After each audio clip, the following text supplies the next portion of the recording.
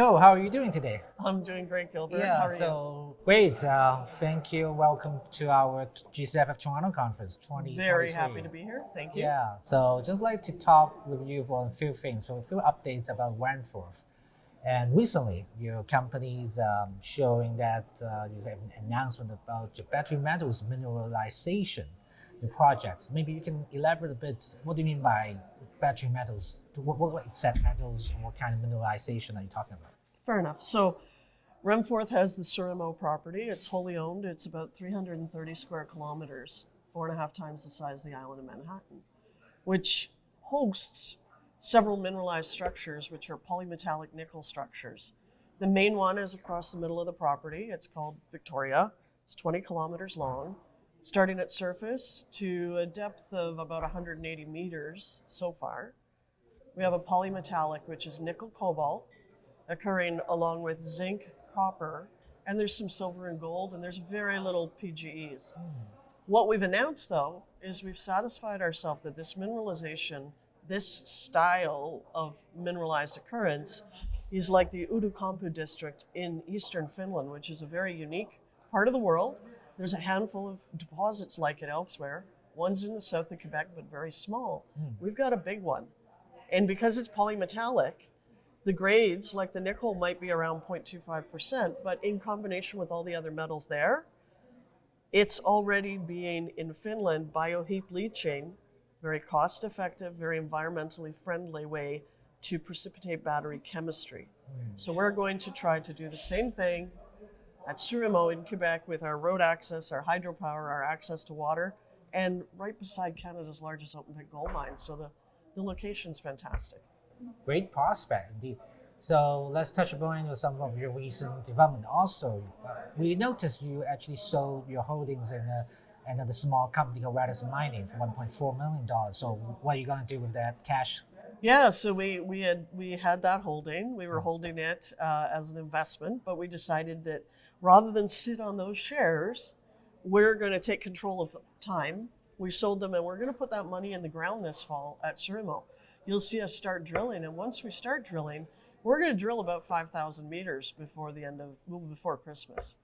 So that'll be coming quickly, and we're doing that drilling in order to tighten up our drill spacing, to go deeper, and to go further to the north, because we have several zones within the Victoria structure. We want to see all of them, but we're doing all of that to be able to put together the first ever resource on this property next year, probably in the middle of maybe the middle of next year, sometime next year. Oh, good to know. And I also noticed that you have some gold assets, obviously. You come from a gold company in the past. Right. So how are you going to monetize those? What's your planning for your gold assets too? So we were a gold company. We staked all of Surimeau because of opportunity knocked. But we have the Parbec gold deposit, 104,000 indicated ounces at 1.78 grams per ton, 177,000 inferred at 1.77. Within that, there is a very high grade type of gold. There's a low grade as well. But the neat part about Parbec, we start at surface, we're shallow, we're mostly above 300 meters, but we're next door to Canada's largest open pit gold mine, the Canadian Malartic, owned by Agnico Eagle, 4 kilometer long open pit, 400 meters deep, moving underground. They need ounces. They've made an offer on Parbec, and I said it wasn't enough money. So we're currently redoing the model because we think you can look at Parbec differently, and it unlocks a lot of potential. We may drill that interpretation. We may drill that model to prove it next year. Maybe not, because that model might be enough to get people thinking to come back to the table with more money. Because we're going to monetize Parbec one way or another to put the money in the ground at Surimeau and to build Surimeau.